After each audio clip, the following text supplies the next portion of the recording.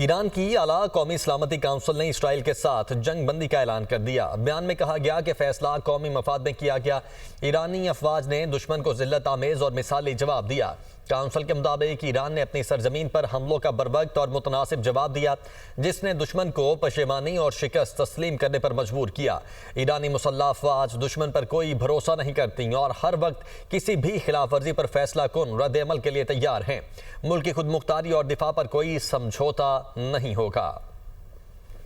Iran की आला कौमी सलामती काउंसिल ने इसराइल के साथ जंग बंदी का ऐलान कर दिया। बयान में कहा गया कि फैसला कौमी मफाद में किया गया। ईरानी अफवाज ने दुश्मन को जिल्लत आमेज और मिसाली जवाब दिया। काउंसिल के मुताबिक ईरान ने अपनी सरजमीन पर हमलों का बरवक्त और मुतनासिब जवाब दिया, जिसने दुश्मन को पशेमानी और शिकस्त तस्लीम करने पर मजबूर किया। ईरानी मुसल्लह अफवाज दुश्मन पर कोई भरोसा नहीं करती और हर वक्त किसी भी खिलाफ वर्जी पर फैसला कुन रद्द अमल के लिए तैयार हैं।